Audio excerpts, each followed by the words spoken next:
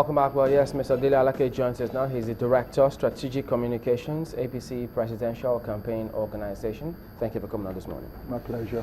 Talking about the process, what's your impression? Because, I mean, yes, the chairman of the commission says they have meetings with political parties, they raise these issues, wherever there are gray areas, they expect to address them, but we'll still have people who feel some areas maybe not foolproof after all. What do you think?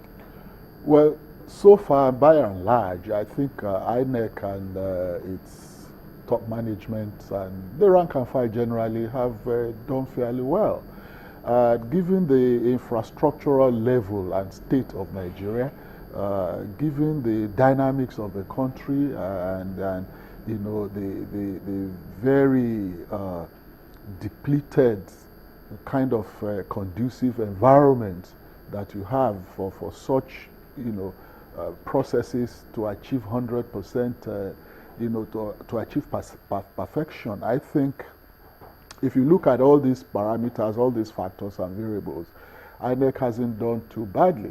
And in any case, in any human endeavor, it's pretty difficult to, you know, achieve, you know, 100% success. What you look out for is to have a remarkable pass mark. And it's a process, like you said, it's an ongoing thing, and improvements will come now and again with more practice, and that's why we say that democracy is a process. You know, it goes on and on and on and on, and you keep perfecting it at every stage.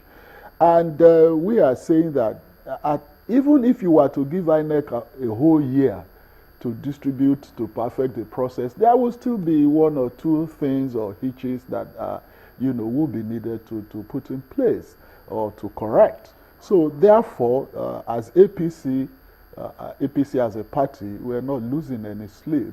Okay, but INEC were mindful of this depleted scenario, as you describe it as, before they introduced this process. So does that suggest that, yeah, they set out from the onset to say, look, we want to achieve 100%, let's just do what we can? Not necessarily. You target 100%, and then at the end of the day, you can achieve 80%, and that's still quite remarkable. And you can't say because your state or your situation is not at par, is not functioning at optimum level, then you become lethargic, and you're not going to advance. You're not going to introduce new ideas. Then you die of inertia. And you atrophy as a nation. And that's not what we are about. We have to keep moving regardless of the situation.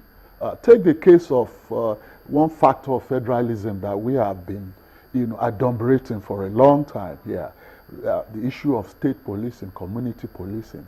Some of the arguments of the establishment have always been, oh, Nigeria is not mature enough, we're not ripe enough to have state police and all of that. I mean, these were issues that came up some years back when we were shouting about the necessity, the efficiency of community policing. And they say we're not mature enough. When are we ever going to be matured enough for state police, for something that is germane, that is the most efficient system of policing, of ensuring security? So we can't say because there is a low literacy or high literacy level, we're not going to do that. We must keep pushing the nation, the society, towards that perfection. Does that mean that if your party wins, you will implement the state policing or community policing It's principle? the best for the nation in terms of security, in terms of maintenance, because you can't, the current system of policing that unitary, centralized policing system that we operate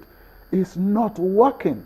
You can't bring a man from Kaura Namoda and post him to Enugu, and number one, he does not know the local environment, he does not know the linchpins, he does not know the opinion leaders, the opinion molders, and the crime world, the local crime scenario there. And when he's settling down and getting grips on all of these, you know, environmental factors, he's whisked off again into another, you know, far-fetched or far-flung place. So he's never settled. He never really knows his environment. How does he police?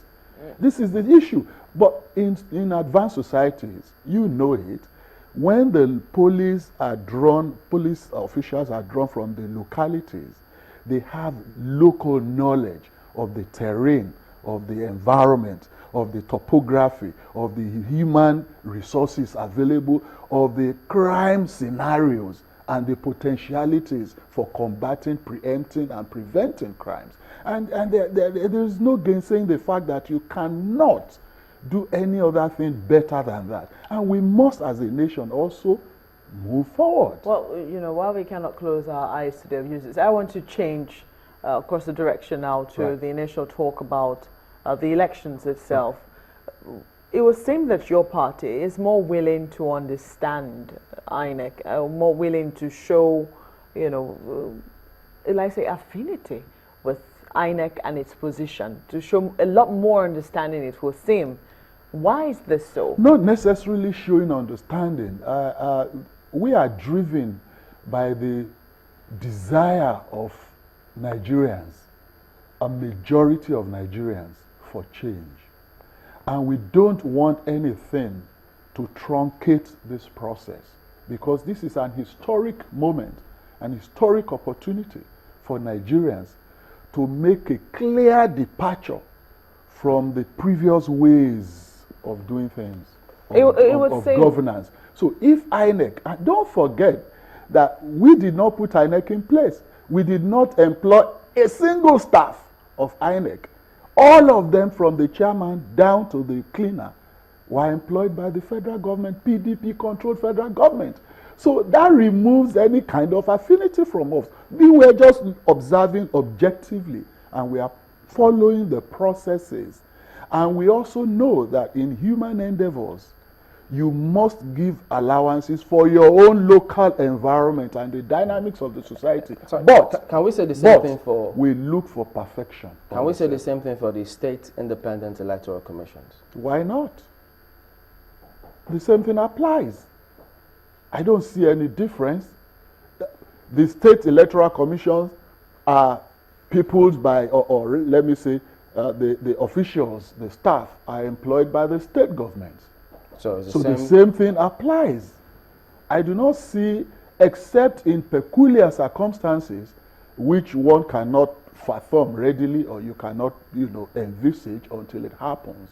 If there are clear evidences or clear cases of infractions or of compromises in some state electoral commissions' duties and operations, then such infractions must be brought, into the fore. Well, some people would say that objectivity from your party's perspective, from a partisan perspective, could also be selfish, in the sense that if you did not think that it was going to benefit your party, then, there is no way that you will support that sort of process. But, my question is more on, even when it concerns a situation as sensitive as voters being able to collect their PVCs, I was listening to your answer earlier. You say even if the cards were there, there is no guarantee that 100% collection was going to be achievable. We're saying that, but that is the reality of the situation. We are not talking about esoterics here or the abstract. Perhaps we're that is talking true. About the reality of the situation. Perhaps that is true, but doesn't it behove the umpire to ensure that those cards were there in the very first instance, and that everybody who wanted their card should be able to get it? Anything that would disenfranchise anybody. It's not even in our interest, mind you. It is not in our interest. So we've always been very vocal on the need for everybody to be given the chance to collect their PVCs.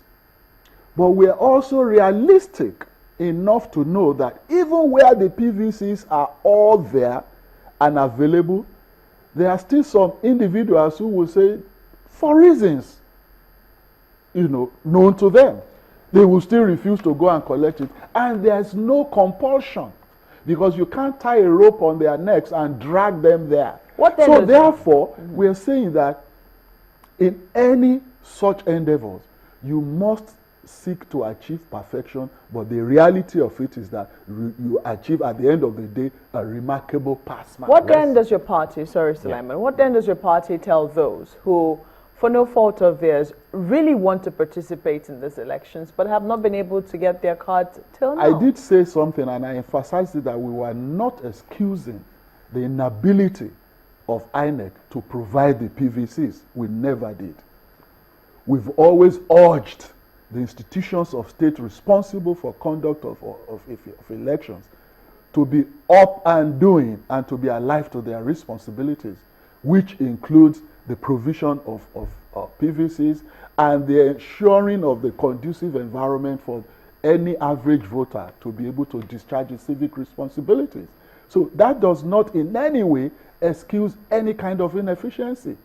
At the same time, it does not block the eyesight of any normal, sane person from the realities on the ground, given the environment, given the individual inclinations and predilections. There's no way of legislating that. And there's no compulsion about that. Did you think that there was a solution to ensuring that as many people as needed to get their cards or as needed must be able to get the exactly cards. as needed to vote on that day are able to do so? Do you think that there's a solution as it currently stands? Of course, I mean, there's more people have collected their PVCs, and that's an improvement. But we're saying at the same time, even if you you allow PVC collection up till a few minutes before voting, some people will still not go and vote. It's like having a football match in a stadium next door to your house. And the stadium is filled up. Some people are coming from miles away to rush and get into the stadium. And some people sitting next door to the stadium are just unconcerned. Meanwhile, they are football fanatics and they can afford the tickets, but for reasons best known to them. These are what we are saying, that these are reasons you cannot legislate upon.